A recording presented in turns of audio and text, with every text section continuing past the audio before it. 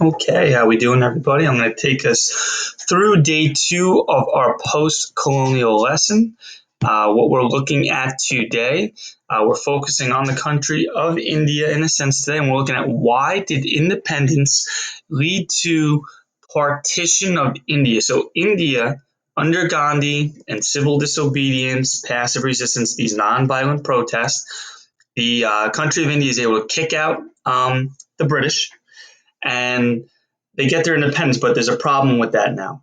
And one of the things we're going to see is India actually will be divided or partitioned up. Okay, so we're going to get into that a little bit today.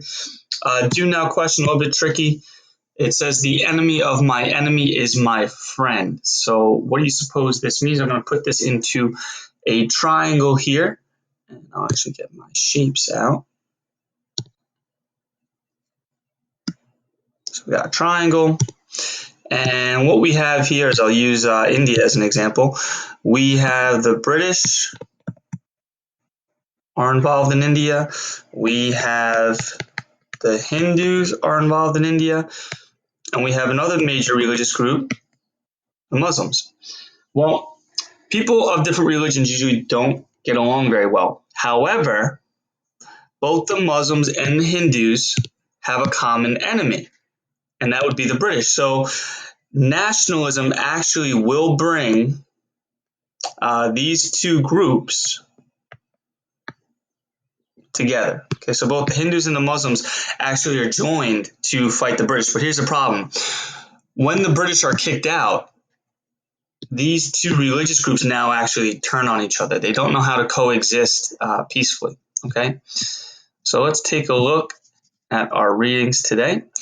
And it's titled Independence in India, and we're given another country here. They say Pakistan. Okay. And the reading says Partition of India. Remember, partition means division. And it says in 1947, when Great Britain gave India its independence, it realized that India would not survive as one nation with Hindus and Muslims united as one.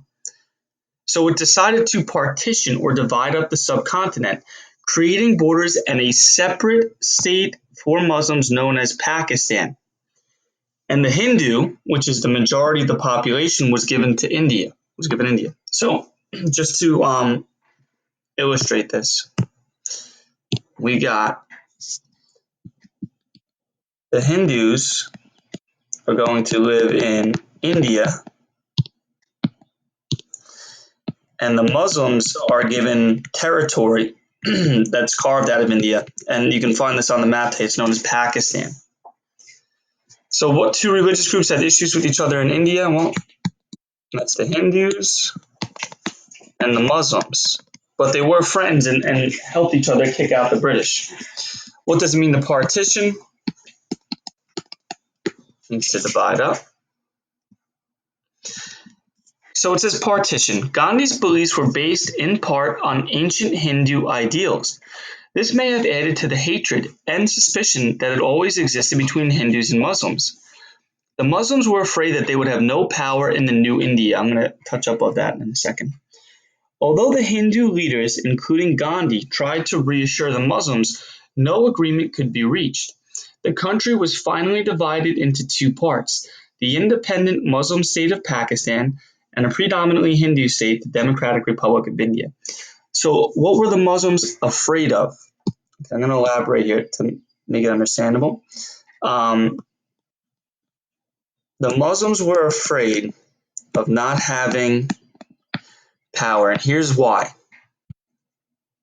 When India gains its independence, India, and to this day it still has, this becomes a democracy. India is the world's largest democracy. They are extremely enormous in population, the world's second largest population, right? So how does a democracy work? A democracy works on voting.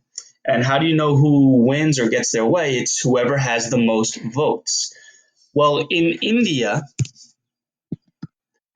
the bulk of the population would be Hindu, then Muslim.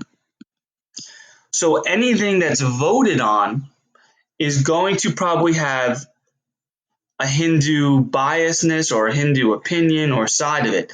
And the Muslims felt, well, we can never get our way. We'll be out of power and we'll always be oppressed and abused. So the Muslims say, we can't be in this country. So they form a new country for the Muslims out of Indian territory. So after India became partitioned or divided, what was the name of the new Muslim state? Pakistan. And just so you know, there were Muslims who were living in India and they have to migrate to Pakistan. There were Hindus living in Pakistan territory to migrate to India. These two countries still have a lot of issues amongst them today. So that's our lesson for today. And I hope you all have a great weekend.